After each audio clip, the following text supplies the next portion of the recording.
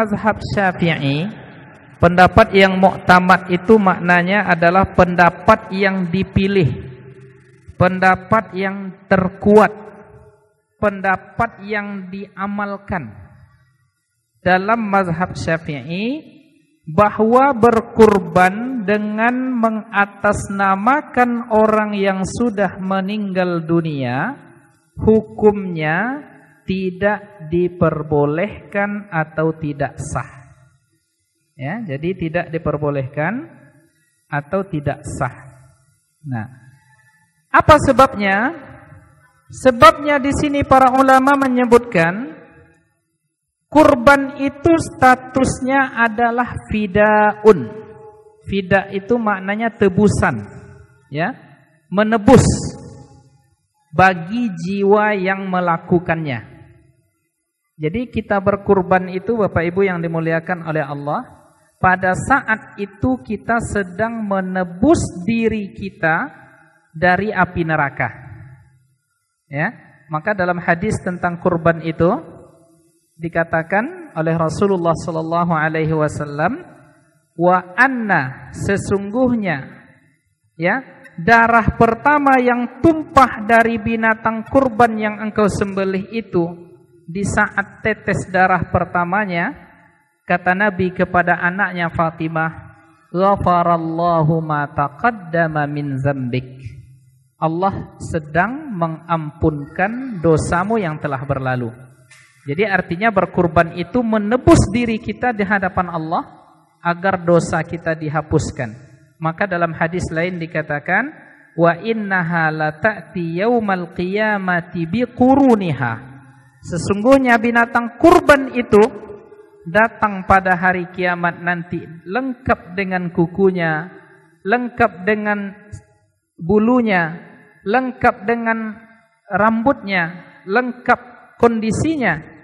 Nah, pada saat itu hewan-hewan kurban itu menjadi media Allah jadikan sebagai salah satu yang menyebabkan kita mendapatkan ampunan dari Allah Subhanahu wa taala. Oleh karena itu, jika maksud dari kurban itu adalah menebus jiwa, maka tentu orang yang sudah meninggal tak bisa ditebus lagi.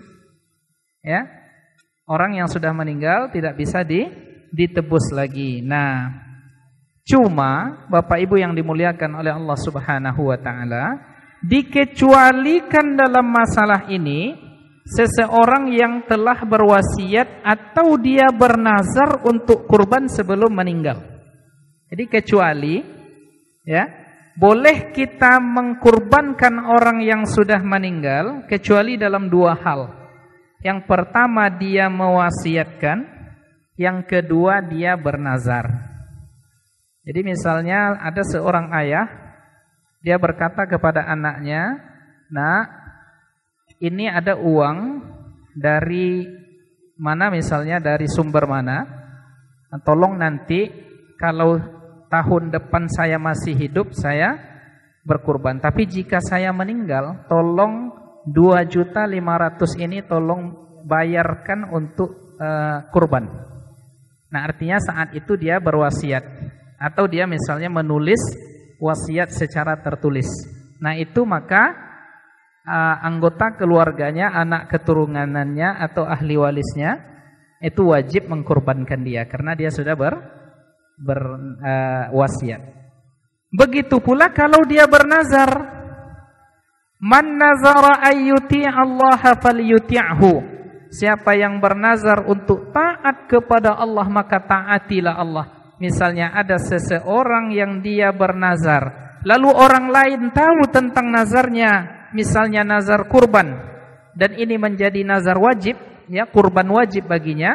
Lalu sebelum Idul Adha dia meninggal, maka ahli warisnya wajib menunaikan kewajiban nazar orang tua yang sudah meninggal tadi. Jadi dalam dua kondisi seperti itu, ya, yang pertama wasiat, yang kedua nazar, ya, dan ini berdasarkan hadis riwayat, ya, hadis yang diriwayatkan kepada Ali bin Abi Thalib, bersumber dari Ali bin Abi Thalib, di mana Rasulullah sallallahu alaihi wasallam memerintahkan Ali bin Abi Thalib untuk menunaikan kurban atas nama beliau setiap tahun. Jadi wasiat Nabi ke Ali supaya Ali menunaikan kurban untuk Nabi setiap tahun. Ini sebagaimana yang dicatat di dalam kitab Tuhfatul Muhtaj, ya, pada halaman 366. Nah, tetapi Bapak Ibu yang dimuliakan oleh Allah Subhanahu wa taala, begitu juga di referensi-referensi fikih Syafi'i yang lainnya, di dalam kitab Kifayatul Akhyar, Al-Imam Taqiyuddin Abu Bakar Al-Ashisni mengatakan, wala yajuzu 'anil mayyiti 'alal asahi illa ayyusiya biha. Na'am, tajuzun niyabatu anhu fima ayyanahu binazrin qabla mautih. Jadi keterangan yang pertama tadi dengan keterangan yang kedua ini tidak berbeda. Jadi di dalam internal mazhab Syafi'i ini memang yang terkuat mengatakan tidak sah. Nah, tetapi Bapak Ibu yang dimuliakan oleh Allah, ketika mengomentari ini, Al-Imam An-Nawawi di dalam kitab Majmu', ya, pada halaman 830 menyebutkan ada pendapat ulama mazhab Syafi'i, yaitu yang bernama Al-Imam Al-Abbadi, itu membolehkan berkurban atas nama orang yang sudah meninggal. Nah, jadi pendapat terkuat mengatakan tidak boleh kecuali nazar, kecuali dia berwasiat. Pendapat yang kedua mengatakan boleh. Ya, ini diwakili oleh Al-Imam Al-Abbadi. Nah, alasan beliau, ya, jadi setiap argumen itu ada dalilnya. Ya, alasan beliau, Nabi ketika menyembelih kurban, ya, kan Nabi di dalam hadis itu dikatakan dhaha Rasulullah sallallahu alaihi wasallam bikabisain. Nabi itu berkurban dengan 2 ekor kambing atau domba yang bagus sekali, yang sudah tumbuh tanduknya yang berwarna putih. Nah, itu di domba yang kedua Nabi Muhammad sallallahu alaihi wasallam, Allahumma taqabbal, ya Allah, terimalah apa yang aku sembeli ini dariku, wa min ali Muhammad, dan dari keluarga Muhammad, kemudian wa min ummati Muhammad, dan dari umat Nabi Muhammad. Nah, keluarga dan umat Nabi Muhammad tentu ada juga yang sudah meninggal. Nah, jadi atas dasar ini, ya, Al-Imam Al-Abbadi mengatakan boleh hukumnya berkurban atas nama orang yang sudah meninggal. Nah, hanya saja sekali lagi kita sampaikan, pendapat ini disanggah, ya, kurban tidak bisa dikiaskan kepada sedekah, ya, secara umum. Ya, kurban tidak bisa dikiaskan kepada sedekah secara umum. Nah, kenapa? Karena mengkiaskan kurban yang sebenarnya dia maksudnya adalah fida, penebusan diri dan jiwa kita, jika dikiaskan ke sedekah itu kurang tepat. Nah, jadi apa solusinya? Ternyata solusinya ditawarkan oleh mazhab Imam Syafi'i ini, yaitu seseorang tetap bisa berkurban atas nama dirinya, akan tetapi dia persyaratkan orang lain yang telah meninggal, misalkan orang tuanya, dia ikutkan pahalanya, maka ini dibolehkan. Jadi atas namanya, atas nama si fulan, anaknya. Lalu anaknya tadi meniatkan pahala kurban ini kepada ayahnya yang sudah meninggal, maka itu dibolehkan. Jadi ini solusinya, ya, sebagaimana yang disebutkan oleh Al-Imam An-Nawawi di dalam kitab Majmu' halaman 407, walau zabaha an nafsihi wastarata ghairahu fi thawabiha jaza. Qalu wa alaihi yuhmalul hadithul masyhuru an Aisyah. Jadi seandainya ada seseorang menyembelih hewan kurban atas nama dirinya dan dia syaratkan orang lain dalam pahalanya, maka ini boleh, kata Imam Nawawi, karena ulama mengatakan dalilnya juga hadis, ya, hadis riwayat Aisyah tadi, ya, kan Nabi tadi menyembelih 2 ekor kambing, salah satunya diniatkan oleh Nabi untuk keluarga dan umatnya, termasuklah di sana orang yang sudah meninggal. Nah, jadi hadis Aisyah yang menjelaskan tentang itu tadilah yang menjadi dalil bolehnya menghadiahkan, ya, mensyaratkan pahalanya sampai kepada orang meninggal. Nah, ini solusinya begitu, Bapak Ibu yang dimuliakan oleh Allah Subhanahu wa taala, ya. Jadi kita misalnya berkurban atas nama satu orang, ya. Misalnya namanya Muhammad, ya. Lalu Muhammad tadi dia membayar iuran kurban, lalu dia ikut kurban pada tahun ini, lalu dia mensyaratkan pahalanya untuk sampai ke ayahnya yang mungkin sudah meninggal, ibunya, adiknya dan lain sebagainya, maka itu diperbolehkan, ya. Nah, tetapi ini kesimpulan Bapak Ibu yang dimuliakan oleh Allah. Kita masuk ke persoalan fikih dakwah. Jika kita temukan di tengah masyarakat yang sudah ada mengamalkan pendapat yang kedua tadi, apa pendapat yang kedua tadi? Bahwa dia tetap mengkurbankan atas nama orang yang sudah meninggal. Nah, maka di sini, ya, jika di tengah masyarakat telah ada kebiasaan berkurban untuk orang yang telah meninggal, dan jika kita rubah, ya, dikhawatirkan akan menyebabkan fitnah dan kegaduhan. Nah, kebiasaan di kampung itu sudah biasa kayak gitu, Pak. Lalu tiba-tiba kita pulang, oh ini kita bilang ini haram, ini salah, ini keliru, dengan lantang, dengan semangat begitu, ya. Nah, jadi dikatakan di sini, maka biarkan saja. Jadi kalau di daerah itu sudah ada kebiasaan orang mengkurbankan orang yang sudah meninggal, dan itu sudah menjadi tradisi di masyarakat itu, biarkan saja. Jadi kita tidak boleh bersemangat pula menyalah-nyalahkannya. Apa sebab? Karena walau bagaimanapun masih ada ulama yang membolehkannya. Nah, jadi bagaimanapun masih ada ulama yang membolehkannya, dan ulama itu berpegang kepada hadis Aisyah tadi. Jadi kan hadis juga yang dipakainya. Jadi banyak misalnya perbedaan-perbedaan pendapat itu adalah disebabkan salah satunya oleh pemahaman terhadap satu hadis. Nah, jadi kalau ada nanti di kampung yang sudah terbiasa seperti itu, biarkan saja, ya. Bahkan, ya, dibolehkan tadi di dalam mazhab Imam Syafi'i sendiri yang diwakili oleh tokoh ulama yang bernama Al-Imam Al-Abbadi. Nah, tetapi dibolehkan juga oleh ulama mazhab lain rupanya, ya.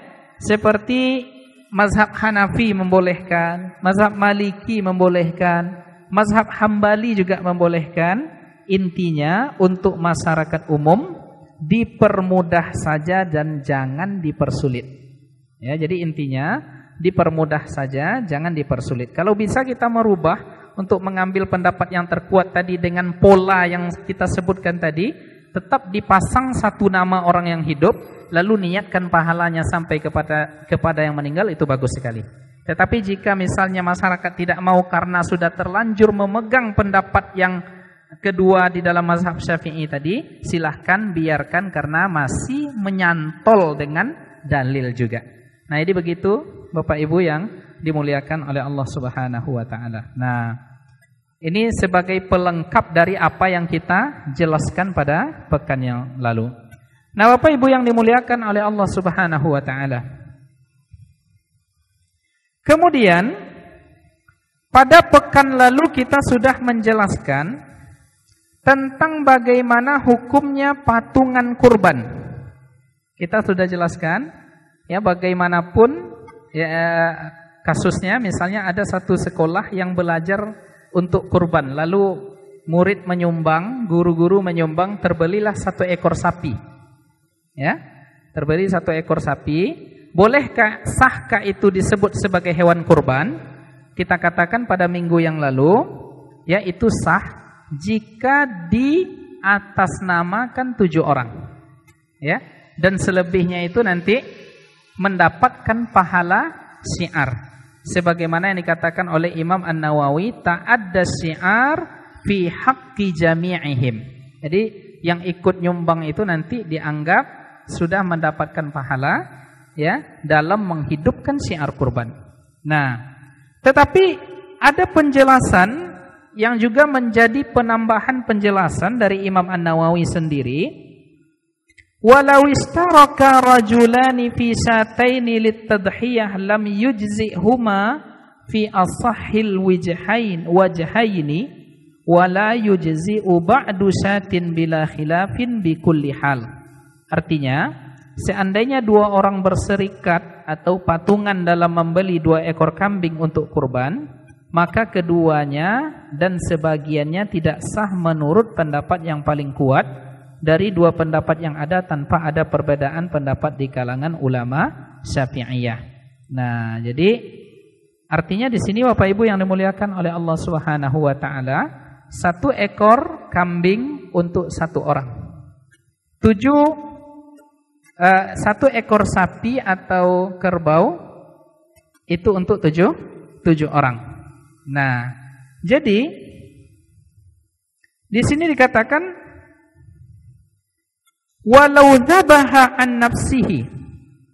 Misalnya ada 1 orang yang ikut, wastarata ghairahu fi sawabiha, lalu dia meniatkan, mensyaratkan di pahalanya itu didapatkan oleh orang lain yang ikut berkurban, ya, yang ikut menyumbang, ya, jazah, maka hukumnya boleh. Nah, artinya apa Bapak Ibu yang dimuliakan oleh Allah? Jika ada beberapa orang yang patungan membeli 1 ekor kambing misalnya, ya, atau kemarin kita sudah bahas, misalnya Podamara mengumpulkan uang, ya, untuk ikut 1 bagian dari 7 orang untuk 1 sapi. Nah, itu kita sudah katakan itu sah jika mengatasnamakan 1 orangnya. Nah, caranya apa? Uang yang terkumpul itu dihibahkan kepada salah satu anggota, ya. Lalu saat ia ikut kurban, diniatkan pahala untuk dirinya dan rekan-rekannya yang ikut dalam patungan tersebut, maka ini juga diperbolehkan. Nah, jadi artinya apa? Jika nanti Podamara misalnya ada beberapa orang, berapa Podamara? Ada 20. Nah, sekitar 20, ya, kurang atau lebih. Nah, menyumbang untuk ikut kurban sehingga terkumpullah 2.400.000 rupiah misalnya. Maka dipasang 1 nama ketua misalnya Ustadz Muhammad, ya. Tetapi anggota Podamara ini terlebih dahulu menghibahkan uang itu kepada Ustadz Muhammad. Maka Ustadz Muhammad ketika dia menyaksikan penyembelihan hewan kurban itu, dia meniatkan pahalanya juga, ya, mensyaratkan pahalanya juga kepada rekan-rekannya yang ikut patungan, maka itu diperbolehkan. Nah, jadi ini Bapak Ibu yang dimuliakan oleh Allah Subhanahu wa taala sebagai penambah penjelasan pada pekan yang lalu. Nah, Bapak Ibu yang dimuliakan oleh Allah Subhanahu wa taala. Kemudian sekarang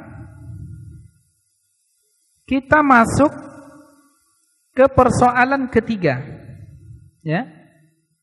Persoalan ketiga, kapan waktu menyembelih hewan kurban? Ya, waktu menyembelih hewan kurban ini sudah kita bahas, ya, pada minggu lalu rasanya, yaitu masuk waktunya itu ketika iza tala'atis syamsu yauman nahar, telah terbit matahari pada hari 10 Zulhijjah. Kemudian summa madha qadru salatil id wa khutbataini kama sabaq. Lalu selesai pula kita melaksanakan 2 rakaat salat Idul Adha dan 2 khutbah. Jadi dalam perspektif fikih Syafi'i, khutbah Idul Fitri, khutbah Idul Adha itu sama seperti khutbah Jumat. Jadi 2 kali khutbah dengan rukun yang sama. Nah, hanya saja di pendapat yang terkuat, jamaah boleh mendengar khutbah, boleh pula tidak. Kalau di Jumat, jamaah wajib diam dan mendengarkan khutbah. Nah, maka selesai 2 khutbah katanya. Nah, fa iza zabaha ba'da hadzal waqti ajza'ahu. Ya, jadi setelah masuk waktu ini apabila disembelih, ya, maka hukumnya boleh. Nah, kemudian sampai kapan penyembelihan ini? Yamtaddu waqtuha, sampai panjang waktunya, sampai pada terbenamnya matahari pada hari ke-13. Jadi 10, 11, 12, 13. Nah, jadi 13 hari 13 itu sampai terbenam matahari maka close. Ya, pintu sudah tutup. Jadi kalau ada yang menyembelih setelah matahari terbenam pada hari akhir hari tasyrik, maka tidak dinamakan dengan penyembelihan hewan kurban lagi. Nah, tapi ada yang lucu kemarin, Pak. Ada yang bertanya di salah satu daerah di Sumbar katanya, dibuatnya salat Idul Adha itu ke tanggal 11. Ya, baru dengar saya ada orang yang melaksanakan salat Idul Adha itu ke tanggal 11 Zulhijjah. Nah, ini saya katakan ini tidak boleh karena ini ibadah yang berkaitan dengan waktu. Dan waktu ini sifatnya di dalam syariat Islam adalah tauqifi. Sudah aturan dari sananya dari Allah dan Rasul. Jadi kita tak boleh merubah-rubahnya. Sama dengan berhaji ke Mekah. Kenapa kita tidak haji ke tempat-tempat yang dekat saja? Kenapa harus ke Mekah? Kenapa harus mengelilingi Ka'bah? Kenapa wukuf itu harus tanggal 9? Itu berkaitan erat dengan tauqifi, sesuatu yang sudah diatur dari sananya yang tidak boleh kita ungkai lagi, tak boleh kita ganggu gugat lagi. Nah, jadi kalau ada nanti misalnya orang yang nampak di berita di televisi dia salat Idul Adha tanggal 11, ada 2 kemungkinan. Kemungkinan pertama dia menganggap hari itu adalah hari ke-10, atau kemungkinan kedua dia tahu pada hari itu hari ke-11, tetapi mungkin ya dia menemukan pendapat yang mengatakan boleh pada tanggal 11, tetapi itu keliru. Nah, Bapak Ibu yang dimuliakan oleh Allah Subhanahu wa taala. Nah, maka saya kira untuk tahun ini banyak orang, banyak masjid yang melakukan penyembelihan hewan kurban pada hari Sabtu. Iya enggak, Pak? Di masjid kita kapan? Sabtu, Pak ya? Sabtu? Ya, berarti Sabtu. Nah, sekarang muncul persoalan. Bagaimana hukumnya jika ketemu hari Idul Adha atau hari Idul Fitri ketemunya di hari Jumat? Ya. Nah, kan ada hadis yang mengatakan, Nabi mengatakan pada hari ini ya berkumpul pada kalian, kata Nabi, idani, 2 hari raya. Jadi kita ini punya 2 hari raya. Ya. Hari raya Idul Adha dan bertepatan dengan hari raya Jumat.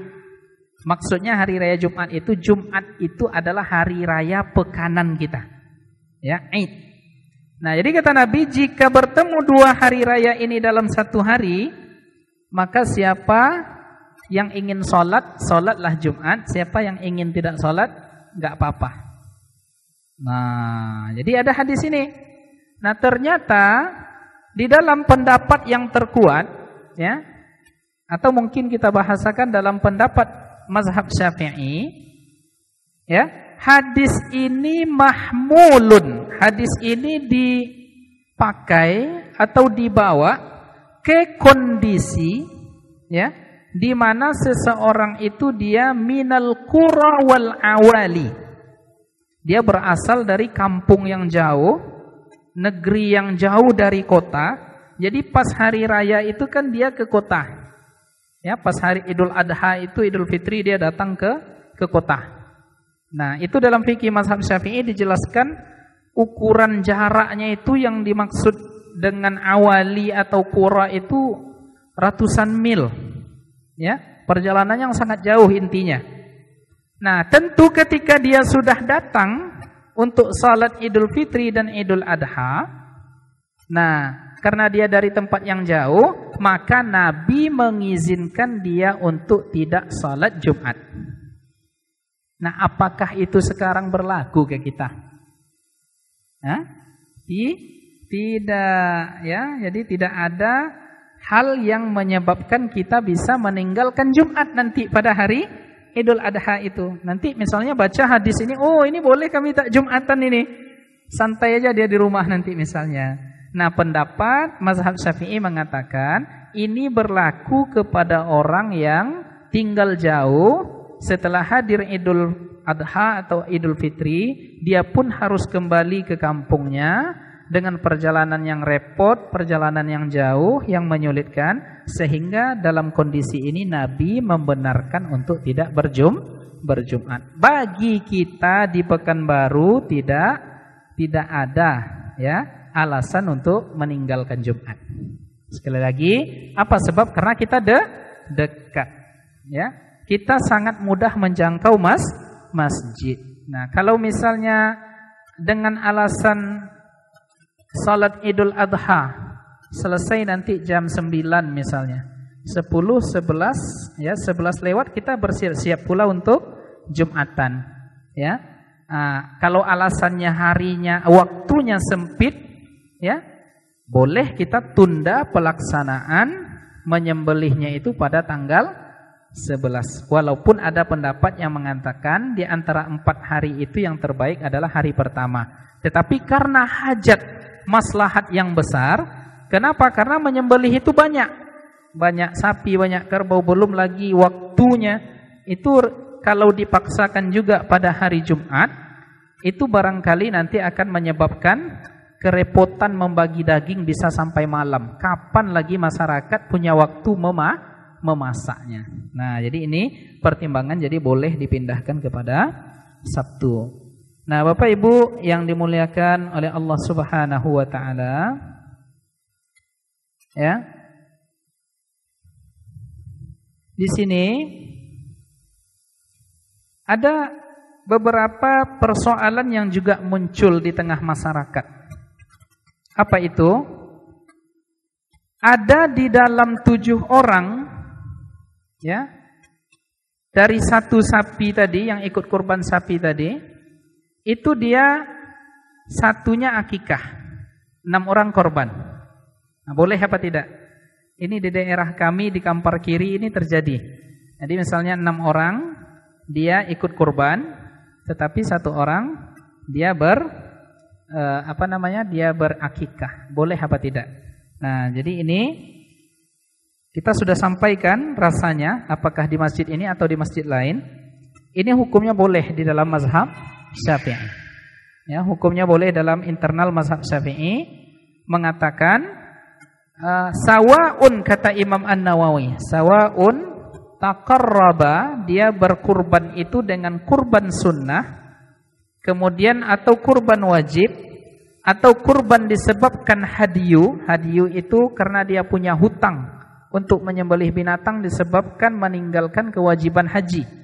Nah, atau mungkin niat lainnya adalah hanya sekedar ikut, ya, mensedekahkan daging, yuridul laham, hanya ingin dagingnya saja, maka boleh. Ya, jadi jika Bapak Ibu nanti ketemu, ya, di beberapa daerah yang menggabungkan antara akikah, ada orang akikah dalam 1 orang, ya, dari 7 orang yang kurban itu, maka dibenarkan di dalam perspektif mazhab Syafi'i. Nah, Bapak Ibu yang dimuliakan oleh Allah Subhanahu wa taala, Kemudian tempat yang afdal untuk menyembelih. Nah, tempat yang afdal untuk menyembelih, Al-Imam An-Nawawi di dalam kitab Majmu' ya halaman 425 mengatakan, al-afdalu ayyudahhiya fi darihi bi mashhadi ahlihi hakadha qalahu ashabuna. Jadi yang afdal itu menyembelih adalah di rumah si pengkurban dengan disaksikan oleh semua anggota keluarga, dan inilah yang dikatakan oleh ulama Syafi'iyah. Nah, sekarang kan orang tak ada lagi menyembelih sendiri, semuanya sudah diwakilkan kepada pengurus masjid, ya, panitia kurban pada tepatnya. Nah, jadi kalau kita menyembelih sendiri ya tidak masalah, menyembelih kambing di dekat rumah kita dihadiri oleh keluarga tidak masalah. Tapi kan biasanya terutama di kota mereka sudah menyerahkan penyembelihan ini kepada panitia. Nah, Bapak Ibu yang dimuliakan oleh Allah Subhanahu wa taala. Kemudian hukum membaca basmalah ketika menyembelih. Nah, Imam An-Nawawi mengatakan at-tasmiyatu mustahabbatun 'inda az-zamhi war-ramyi ila as-saidi wa irsalil kalbi wa nahwihi. Ya, membaca basmalah ketika menyembelih hukumnya sunnah. Jadi dalam mazhab Imam Syafi'i membaca basmalah itu hukumnya sunnah. Ya, artinya kalau ada seorang muslim menyembelih ayam tidak baca bismillah, boleh apa tidak? Boleh, selama dia muslim. Ya, selama dia muslim. Jadi yang wajib itu adalah si penyembelihnya yang muslim.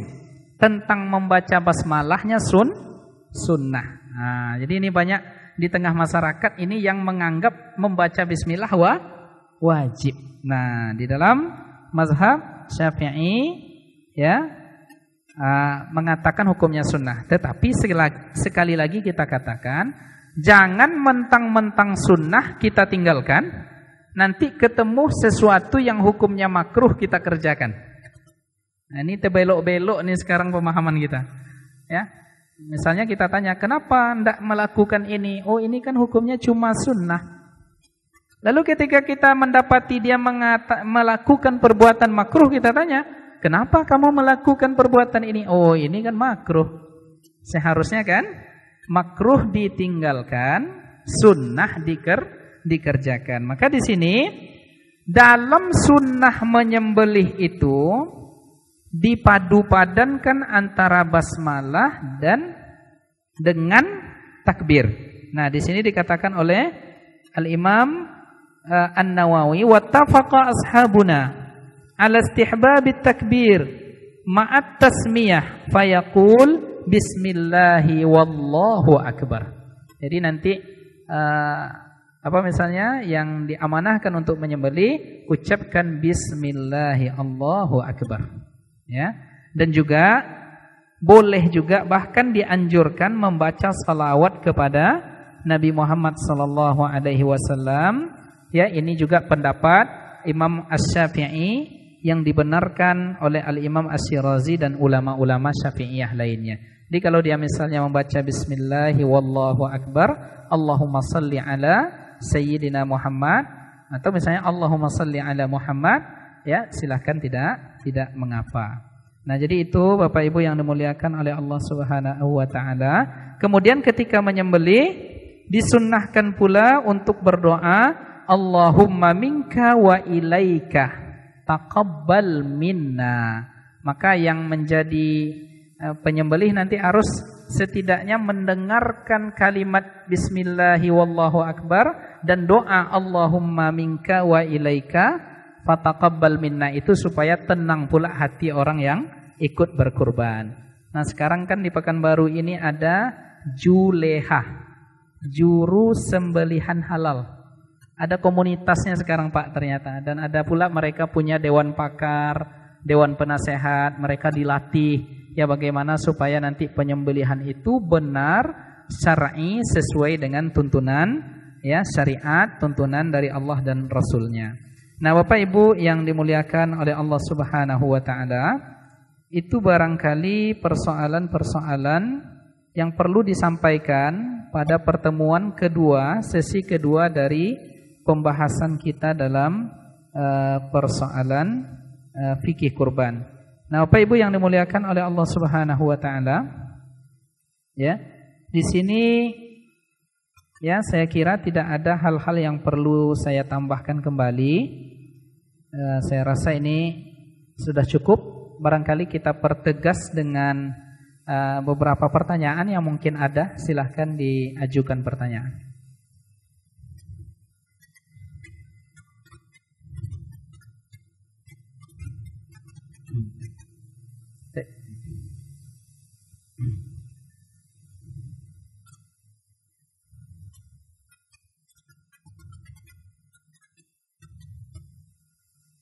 Assalamualaikum warahmatullahi wabarakatuh, Ustaz.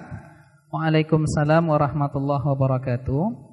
Ada jemaah masjid, ada jemaah tidak mau salat di masjid dekat dengan tempat tinggalnya, tapi dia sering salat 5 waktu dan Jumat di masjid yang jauh dari rumah tempat tinggalnya. Oh, ini tidak persoalan kurban ini ya. Ini persoalan lain ya terkait dengan salat. Pertanyaannya, apa hukumnya jika ada orang yang dia tidak sholat Jumat dan berjamaah sehari-hari tidak di masjid dekat rumahnya? Tidak masalah, Pak. Ya, jika dia misalnya pengen ke masjid lain, itu tidak masalah. Jadi boleh. Sebab apa? Sebab sholat berjamaah itu boleh di masjid dekat rumah, boleh pula di masjid yang jauh dari rumah. Jadi tidak ada tuntunan harus yang dekat rumah atau yang jauh dari rumah. Hanya saja ada satu hadis ya yang mungkin dipakai oleh orang yang seperti ini ya. Karena ada hadis Nabi mengatakan wa kasratul khuta ilal masjid. Di antara hal yang mengangkat derajat kita di sisi Allah, mengampunkan dosa ya, menambah pahala itu memperbanyak langkah ke masjid. Jadi kita husnuzan, barangkali dia pergi ke masjid yang agak jauh itu ingin mendapatkan pahala itu.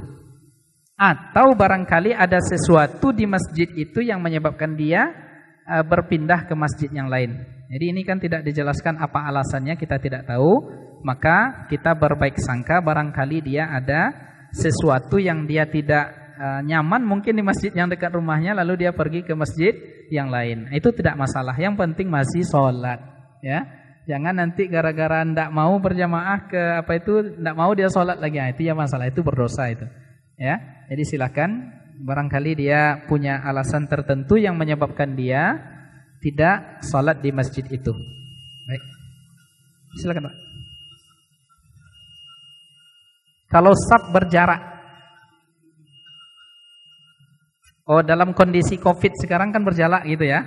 Oh, begitu. Nah, hukum asal ya, bukan hukum asal. Aturan yang dibuat oleh Rasulullah sallallahu alaihi wasallam ya, setidaknya ada 4 hadis, redaksi hadis yang maknanya sama, menyuruh ya, meluruskan saf dan merapatkan. Jadi Nabi mengatakan waftarishu apa? Sawwa'tadilu, lurus, rapatkan, lurus, jangan sampai renggang. Ya, sebab apa? Fatahtalifa qulubukum. Nanti kalau renggang safnya itu nanti hati kalian akan bercerai-berai. Nah, itu adalah kesunahan di dalam berjamaah. Nah, sekarang ada hal yang menyebabkan ya berjarak itu harus dilakukan demi meninggalkan atau menghindar dari mudarat yang mungkin terjadi. Maka apa hukumnya? Salat tetap sah. Jadi tidak sampai membatalkan salat ya, tidak sampai tidak membuat salat itu tidak sah, tetapi dalam kondisi sekarang kalau itu valid ya, arahan dari tenaga-tenaga kesehatan menurut pendapat orang yang terpercaya sementara berjarak dulu, lalu kita lakukan itu, artinya kita pindah dari satu kondisi ke kondisi lain disebabkan adanya dalil, ya. Yang pertama dalil yang menyuruh kita rapat itu ada tadi. Tetapi ada pula dalil yang menyebabkan kita harus renggang sementara. Sementara, Pak, ya. Sebab apa? La darara wa la dirar, kata Nabi, jangan sampai nanti kita bisa menimbulkan bahaya. Nanti bersin dia misalnya, lalu dia menyebabkan bisa, kalau ternyata ada virus, bisa menular kepada yang lain. Nah, jadi tidak sampai membuat batal, ya, boleh dalam kondisi seperti pandemi COVID-19 ini. Tapi kalau ternyata nanti ada penelitian yang mengatakan ya dengan rapat itu tidak masalah, ya tidak masalah, kita fatwakan lagi rapat. Tapi saya membaca kemarin, katanya orang yang tanpa gejala OTG itu ternyata tidak bisa menularkan. Nah, kalau itu benar, sekali lagi, ini karena direkam nanti banyak dipotong-potong, nanti orang salah paham. Kalau pendapat berita itu benar, berarti kan tidak ada alasan lagi kita menjarangkan shaf. Boleh kita sementara lagi untuk merapatkan. Nah, begitu juga dengan memakai masker, Pak. Itu dalam hukumnya menutup wajah ketika sholat itu makruh. Tetapi makruh ini terpaksa kita lakukan supaya terhindar dari mudarat, maka diperbolehkan. Jadi ada hal-hal yang sifatnya simpel, ya, murunah, dia lentur tetapi tetap punya karakter. Nah, begitulah tabiat dari syariat Islam ini. Itu barangkali yang bisa saya sampaikan. Masih ada pertanyaan? Silakan, Pak. Kulit. Baik. Hukum menjual kulit hewan kurban, wattafaqat nususus Syafi'i wal ashab ala annahu la yajuzu bai'u syai'in minal hadyi wal udhiyah nazaran kana aw tatawwu'an. Sawa'un fi dzalikal laham wasyaham wal jil wal qaran wasaf wa ghairuhu. Jadi Imam Syafi'i dan ulama Syafi'iyah sepakat bahwa tidak boleh menjual sedikit pun dari hewan kurban, baik itu hewan kurbannya itu nazar ataupun tatawwu' sunnah, daging atau lemaknya, kulit atau tanduknya, serta bulu-bulunya atau apapun. Jadi tidak boleh dijual. Nah, maka solusinya tetap diberikan kepada fakir, miskin, atau orang yang berhak dia mendapatkan daging kurban. Sekarang muncul pertanyaan, sampai di mereka juga tak termanfaatkan kulit. Lalu bagaimana caranya? Bisa kita siasati, Pak. Jadi misalnya rapat sebelum hari H, dipanggil semua peserta kurban, ya, Bapak Ibu peserta kurban, ini kan ada kulit nanti. Apakah sepakat kulit ini diberikan kepada kami panitia? Sepakat, katanya. Maka panitia boleh menjual, lalu hasil dari penjualannya itu diinfakkan ke masjid, diwakafkan. Nah, itu solusi pertama. Solusi kedua, ya. Solusi kedua apa misalnya? Diserahkan kulit itu banyak kulit itu ke beberapa fakir miskin. Ya. Lalu fakir miskin tadi kan sudah punya dia. Fakir miskin tadi silahkan dia menjual, dan keuntungannya itu untuk dia makan di rumah, membeli beras dan lain sebagainya, itu boleh. Jadi serahkan saja ke fakir-fakir miskin yang memang butuh dan layak dia. Silahkan dia menjual, karena di sebagian tempat biasanya di hari Idul Adha penyembelihan itu sudah datang itu penadah apa namanya? Orang-orang dari yang minta kulit itu dijual ke dia bayar. Nah, ini kan belum dibagi lagi. Nah, bagikan dulu ke fakir miskin, ya. Di data fakir miskin itu berapa orang, ya. Jadi milik bersama. Lalu seluruh fakir miskin itu menjualnya nanti kepada orang yang membelinya. Lalu uangnya mereka bagi bersama, itu tidak masalah. Yang salah itu apa? Panitia menjual sebelum ada konfirmasi dan sebelum dibagi. Sebab itu bukan punya panitia, ya. Nah, itu bukan punya panitia. Jadi bisa jatuh hukumnya nanti kepada memanfaatkan sesuatu yang bukan menjadi kepemilikannya. Karena sudah azan Isya, ya, mudah-mudahan Allah terima amal ibadah kita, Allah berikan iman, ilmu dan amal kepada kita, dan amalan kita itu pun diikhlaskan oleh Allah Subhanahu wa taala, dan mudah-mudahan Allah berikan kita kesehatan supaya bisa sempurna beribadah kepada Allah Subhanahu wa taala. Fa'tabiru ya ulil albab la'allakum turhamun. Wabillahi taufiq wal hidayah. Assalamualaikum warahmatullahi wabarakatuh.